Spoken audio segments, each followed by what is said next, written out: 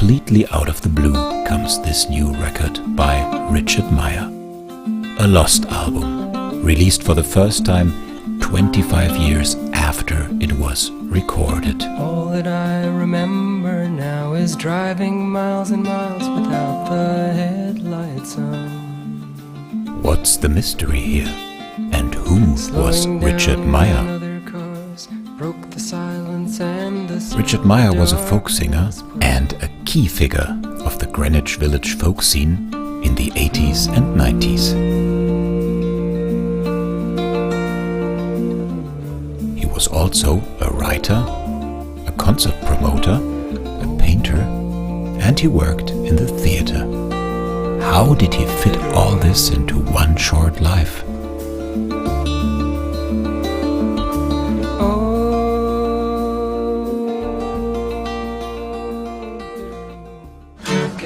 You're here? How come he is that good and we don't know nothing about him? I do a lot of work with patients, and I find a lot of us that have genetic illnesses, especially if the doctors say to us, you've only got so much time left. You know, you can go one of two directions. You can just become a complete hedonist and decide, I'm just going to enjoy every second I have left and run around and do things that could be somewhat self-destructive but fun. Or you can buckle down and try to create as much work and leave a legacy. And I think Richard and I both, that's one thing we shared.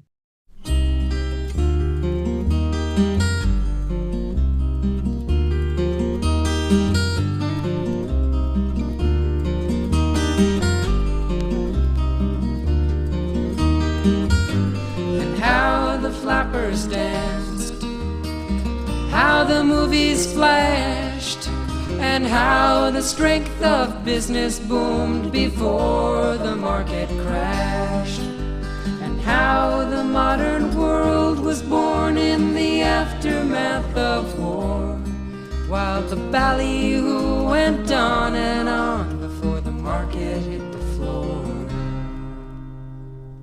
When I met him, he was living in City Island, right at the end of a little street overlooking the water almost. It wasn't a beach, it was kind of like a rock coastline with a railing. And he had a little house, barely bigger than the room I'm in here.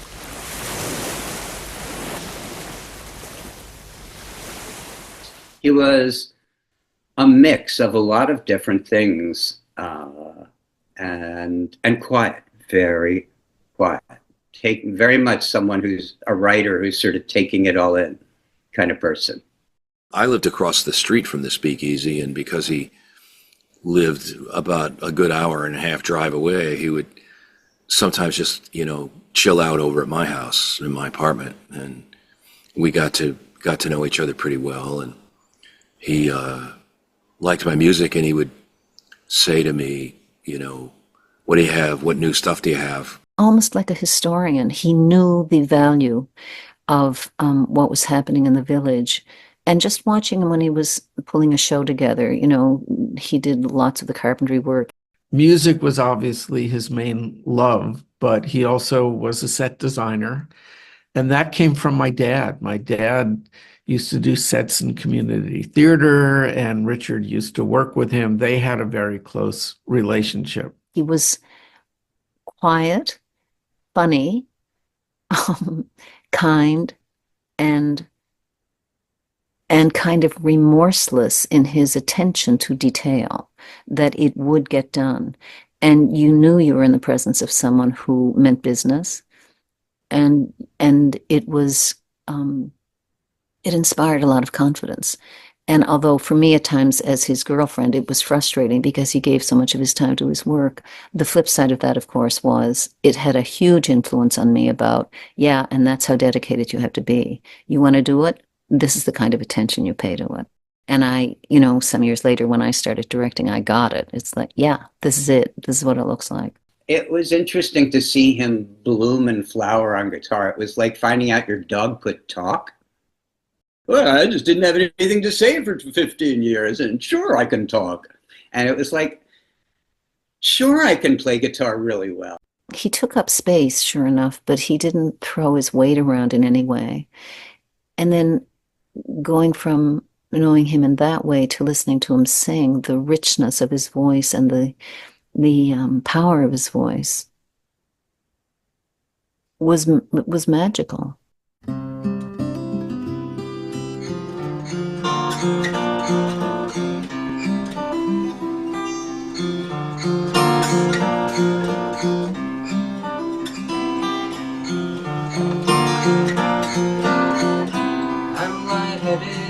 And floating on air, falling from clouds to her there.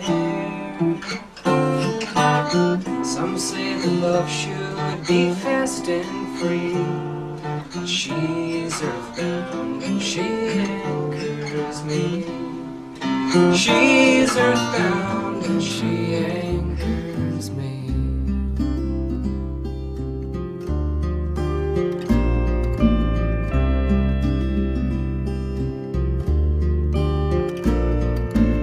I think it was the winter of 1983, Jack Hardy started the Fast Folk music magazine, and Richard was kind of the number 2 guy at Fast Folk working with Jack. This group of people, you know, a lot of them didn't get famous, but whatever that means, but they are true, real artists who transform people. Rod MacDonald, followed by Suzanne Vega, followed by Sean Colvin, followed by, etc., Cliff Eberhardt, David Mazengill, Jack. You realize what you're sitting in the midst of. How, and they, you know, we were young. We were in our early 20s. It was, it felt like, is anybody else seeing this? I mean, who's getting what's going on here? Jack Hardy came up to me and asked if it was true that I had a 4-track tape recorder, which was a rare thing to have in those days. But I had already had one for 6 or 7 years. And I said, yeah, sure. So he sent a dozen people over to my place. And over the course of a day and a half, we recorded the first Fast Folk record. And I thought there would only be one of them, but we ended up doing 105.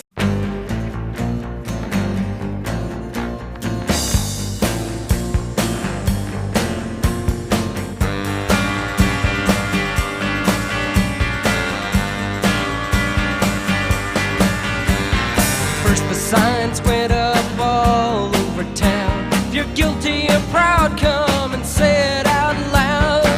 Hands in his pockets, tried to understand. She bit the apple and he was her man.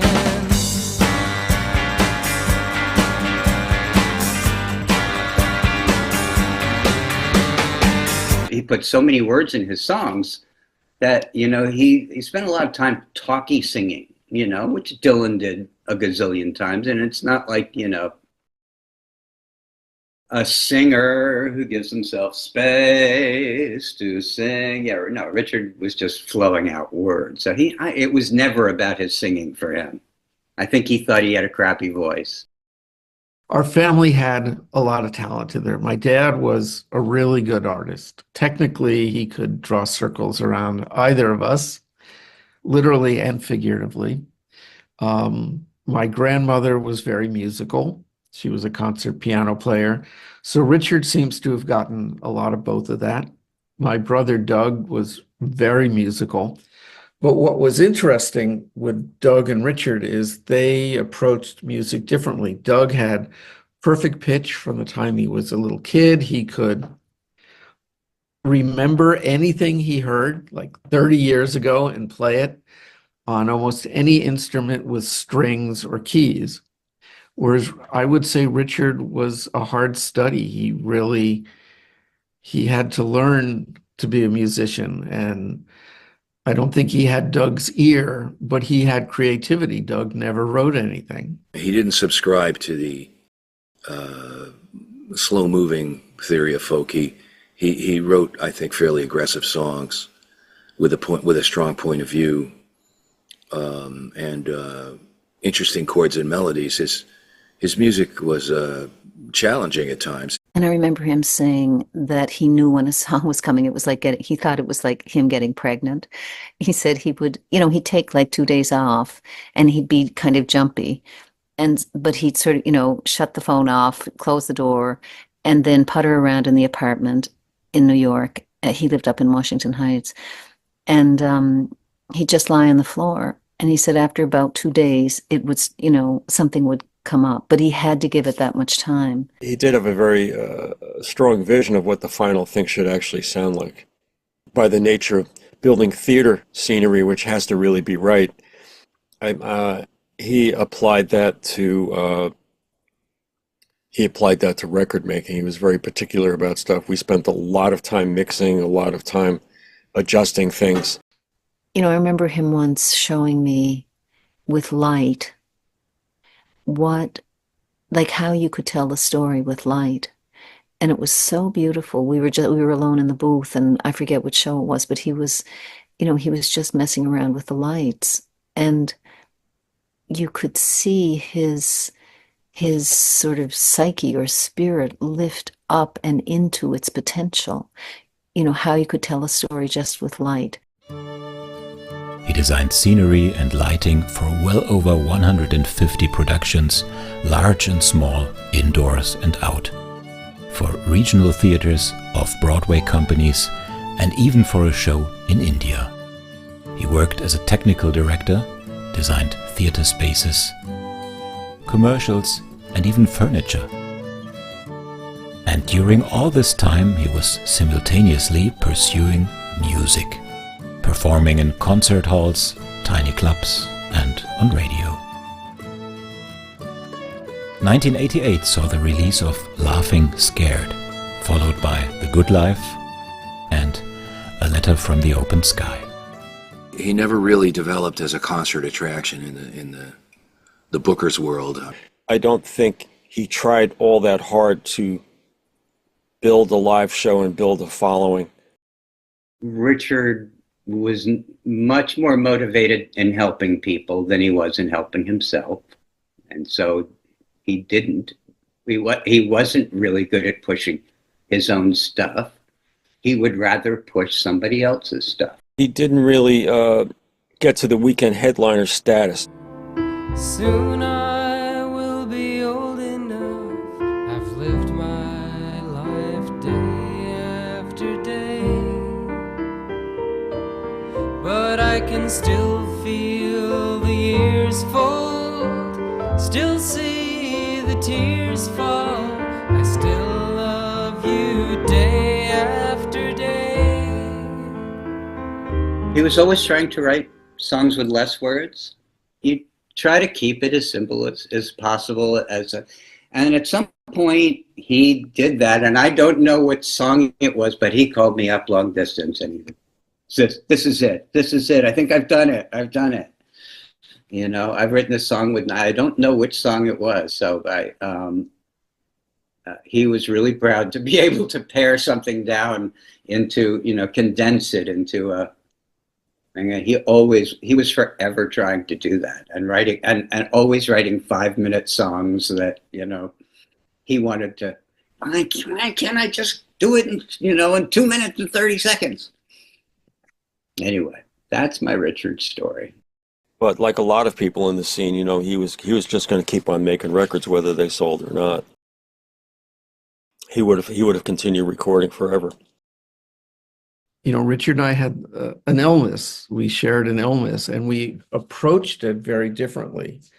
I've always been very open about it. I base a lot of my artwork on it. My whole career is based on teaching patients and doctors to discuss being ill, whereas Richard kept it kind of close to the chest. So it's hard to really know a lot of things about him because he didn't, share a lot. He had little patience for him not being more successful than he was, and all kinds of patience for people he played with, and, generosity and compassion for their frustration about it. But for himself, he expected a great deal of himself, I think. And I would look at it and go, my God, look at the life you're living. Look at what is being accomplished here. His goal was never to sell a million records. And he just loved writing songs. And it was his way, truly his way of communicating. He was much quieter than me. I'll tell you everything I'm thinking, and he would never. They're very interesting. He did these with a kind of mixture of the chemicals, I think, that he used in his set designs. I asked him a couple times, because I'm always interested in this kind of stuff. I love the visual imagery of stuff. And I asked him how he did it, and he said if he told me that he'd have to kill me. He refused to talk about how he did these things. For every guilty pleasure, there's at least one rule blown down. And if you count on the damn exceptions to prove yourself, you find nothing out.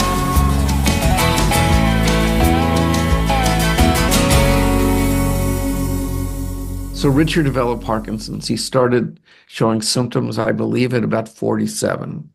Talk about the bitter moon. He was as pissed off at life and the world as you could possibly be, because he was kind of sickly all his life. And then this.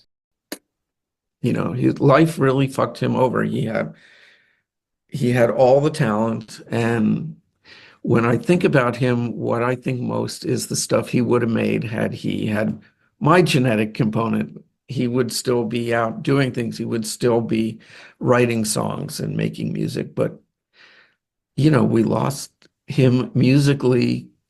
By the time he was 50, he couldn't write anymore. He couldn't create. And I think that's the big loss. You know, his voice was gone. He was speaking very, very quietly. You had to put your ear right up to his mouth practically to hear what he was saying. Yeah, no, the phone calls started getting harder and harder, and he had more trouble just physically communicating on the phone. Emails were difficult because he had trouble with the singer, you know, typing, and didn't have a lot of people there helping him. Richard didn't really let people know that he had this deterioration mentally and physically, and he just sort of vanished. Aside from the fact that he spoke in a whisper and, you know, had the tremors and couldn't move very fast, but he was able to get up and walk around with me, and we had a nice afternoon together. Something I'll always remember. You know, we talked a little bit and just kind of walked around. It was the last time I saw him.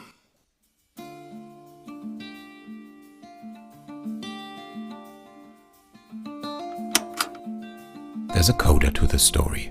Richard Goldman preserved the Bitter Moon tapes, the unreleased last album, all this time. And finally, New Shot Records in Italy put them out to great critical acclaim. It's rich, it's expressive, it's well produced, and I hear a lot of conviction in his voice, and his songwriting skills are fully demonstrated there. So it's a combination of things, in my opinion. They're all combined together, and the end result is captivating. I mean, it really is something. You know, you think about all those artists who weren't known in their own time and suddenly exalted and not seen, and that was Rich's fate in a way. And I have a feeling now some part of him is at peace with it because he gets what it was he was actually working on. He gets somewhere that it's okay. I really liked Richard. He was a good friend. I miss his kind of pedestrian connection with the mystery, because that's how he lived. It was a day-to-day, real connection with something other.